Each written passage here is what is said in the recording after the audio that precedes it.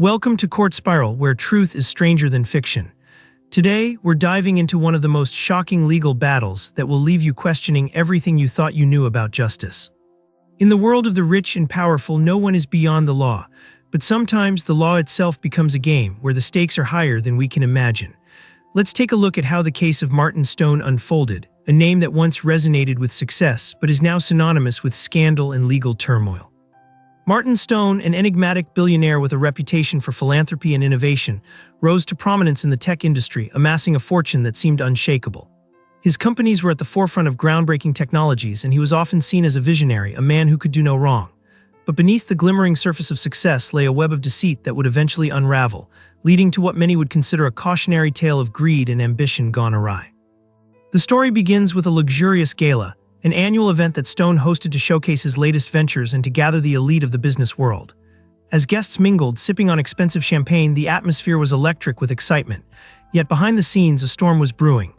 Whispers of financial irregularities had begun to circulate, with former employees and whistleblowers hinting at something much darker lurking within Stone's empire.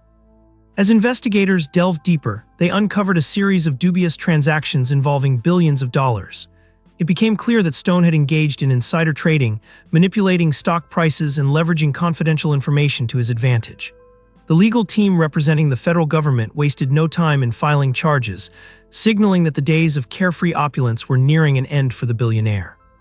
Just when it seemed like this case was about to wrap up, something unexpected happened. A bombshell revelation emerged. It was discovered that Stone had been funding various political campaigns, ensuring that key lawmakers were on his side.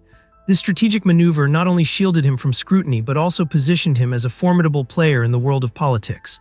The intertwining of wealth and power became glaringly evident, and it was a turning point that shocked the nation. Stone's legal team argued that the charges against him were politically motivated, claiming that the government was using him as an example to intimidate other wealthy individuals. His supporters rallied, proclaiming his innocence and claiming that the accusations were merely an attempt to bring down a successful entrepreneur. The media frenzy intensified, with headlines declaring the fall of a titan and billionaires' battle against the state. Courtrooms were packed with journalists, eager to report on every twist and turn of this high-stakes drama. As the trial commenced, the courtroom became a stage, with evidence presented that painted a damning picture of Stone's operations. Whistleblowers testified, recounting their experiences of being coerced into silence and the fear that permeated the company culture. The prosecution laid out a meticulously crafted case, detailing how Stone had manipulated the markets, enriching himself while simultaneously harming countless investors and employees. However, the defense was equally prepared. They brought in experts who argued that Stone's actions were within the bounds of legal business practices, citing loopholes and ambiguities in the law. They painted Stone as a misunderstood genius, a man who took risks that were part and parcel of the cutthroat world of technology and finance. The jury, comprised of ordinary citizens, was tasked with deciphering the complexities of financial regulations and the ethical implications of Stone's actions.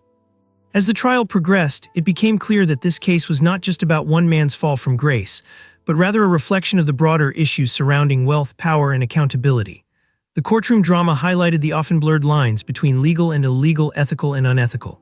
Public opinion began to shift, with many questioning whether the very system that had propelled Stone to success could now be used to bring him down. In a shocking turn of events, during closing arguments, the prosecution revealed a piece of evidence that no one saw coming: secret recordings of Stone discussing his illegal activities with co-conspirators. The audio, which played in the courtroom, captured Stone's voice, brazenly discussing how he could manipulate stock prices without raising red flags. The jury gasped, and the atmosphere shifted palpably. Just when it seemed like this case was about to wrap up, this critical moment changed everything. The defense scrambled, attempting to discredit the recordings, claiming they were taken out of context and were not representative of Stone's intentions. But the damage was done. The jury had seen and heard enough to understand the gravity of the situation. After days of deliberation, the verdict was finally delivered. Martin Stone was found guilty on multiple counts, including fraud, insider trading, and conspiracy to commit securities fraud. The sentencing phase was just as dramatic. Stone faced a potential prison term of over 20 years, but his legal team fought tirelessly for leniency. They argued for his philanthropic contributions, emphasizing the numerous charitable projects he had funded over the years. They painted a picture of a man who, despite his legal transgressions, had made significant contributions to society. The public was divided. Some saw him as a criminal who had betrayed the trust of many, while others viewed him as a scapegoat in a system rigged against the rich.